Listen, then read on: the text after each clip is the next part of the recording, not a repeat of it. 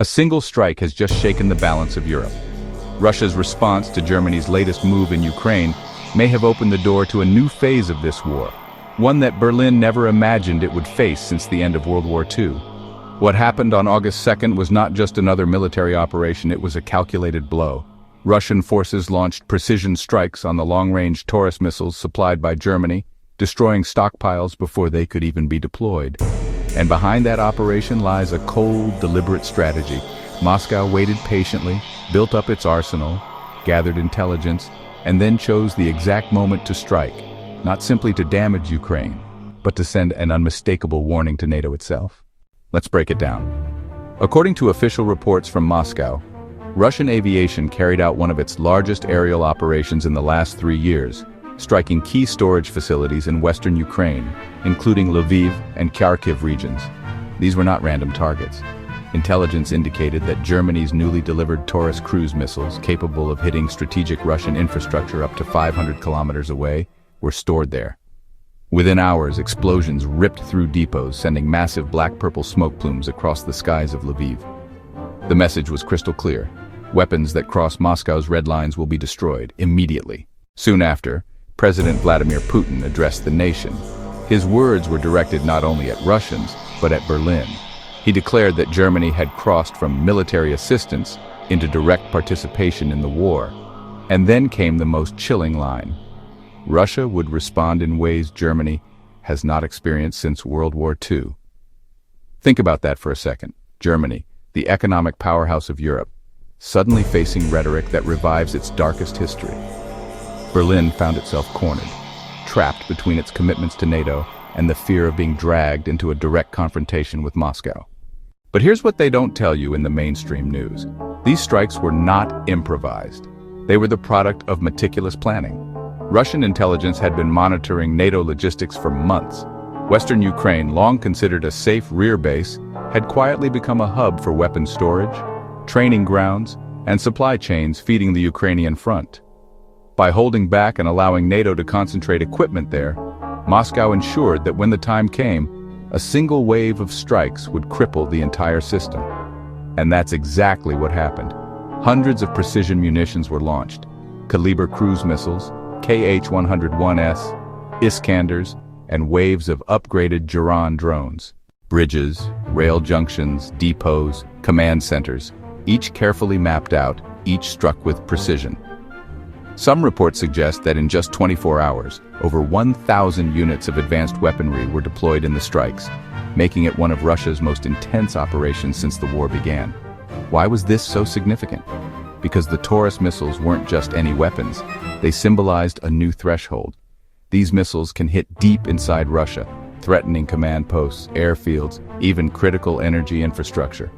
By destroying them before they could be used, Russia didn't just score a tactical victory, it shattered the illusion that NATO weapons could move freely across Ukraine. The reaction in Berlin was telling. Official statements were cautious, almost muted, but behind closed doors, analysts and politicians voiced alarm. The foreign ministry summoned Germany's ambassador in Moscow, only to be met with blunt warnings. Further shipments would not just be unfriendly acts, but grounds for direct retaliation, military, political, and economic. Inside Russia's parliament, voices are already calling to recognize Germany legally as a belligerent party. And the Russian defense minister, Andrei Belousov, made it plain. Any future deliveries of long-range systems would be treated as acts of outright aggression. His words, "We no longer consider this aid to a third party. This is a direct attempt to attack us through a proxy, and Germany will be held responsible." So, what we're seeing is more than strikes on warehouses. It's the unveiling of Russia's strategic response doctrine. A campaign aimed not just at Ukrainian forces, but at the very arteries that keep NATO's supply lines alive. By targeting logistics hubs, fuel depots, railway junctions, and bridges, Russia is dismantling the architecture of Western support. The effect? According to some reports, between 40% and 60% of weapons shipped across Poland are destroyed within the first few kilometers of entering Ukraine. Think about the scale of that. Billions of dollars in Western arms shipments reduced to rubble before they can even reach the battlefield.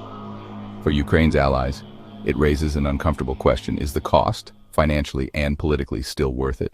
But here's the bigger picture. Western Ukraine was deliberately left untouched for much of the war. Cities like Lviv, Ternopil, and Ivano-Frankivsk were seen as safe havens, where NATO could quietly stockpile weapons and move operations away from the more vulnerable east. That illusion of safety was no accident. It was part of Moscow's strategy. By letting the West believe these areas were secure, Russia encouraged NATO to concentrate its assets there. Then, once the warehouses were full and the supply chains complete, the hammer came down. This wasn't chaos, it was cold, calculated patience. The strikes also marked a turning point in the air war. Russia systematically dismantled Western-supplied air defenses in Western Ukraine, including Patriot missile batteries.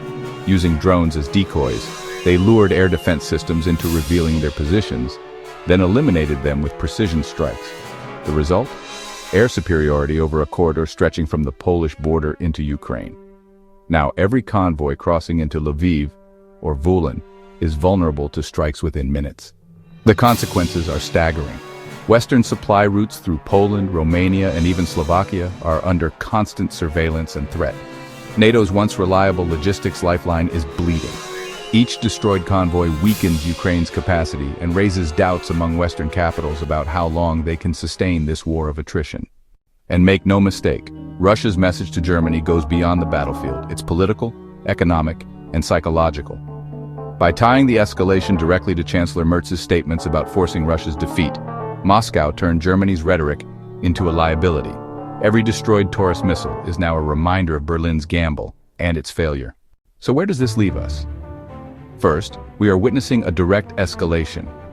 Russia is no longer waiting for Western weapons to appear on the battlefield. It's striking them at the border, sending NATO a warning. Cross our red lines, and we will dismantle your logistics before your weapons even see combat. Second, Germany is now viewed, even in Moscow's legal framing, as an active participant in the war. That carries profound risks, from economic retaliation to potential direct confrontation. Third, this marks a new phase of the conflict. The strategic response doctrine isn't just about firepower, it's about reshaping the rules of the game. NATO's once secure rear bases are now exposed, and the costs of sustaining Ukraine are rising exponentially. And finally, this episode highlights Russia's capacity for patience and intelligence-driven warfare. Instead of chaotic strikes, Moscow built up stockpiles, mapped logistics with satellites and drones, and unleashed its arsenal at the exact moment when the blow would be most devastating. Now, as NATO debates its next steps, one question hangs over Berlin, Brussels, and Washington. How much are they willing to risk in a conflict that is slipping further out of their control? Because at the end of the day, this isn't just about Taurus missiles. It's about a shift in the entire architecture of this war. Western Ukraine is no longer safe. NATO's supply chains are bleeding.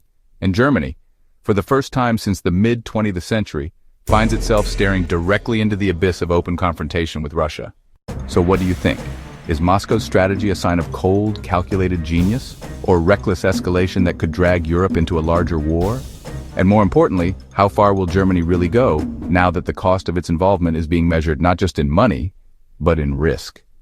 If you found this analysis valuable, don't forget to hit that like button, subscribe, and share this video with others who want the truth behind the headlines. Stay strong, stay curious, and stay with us for the next episode, because the story is far from over.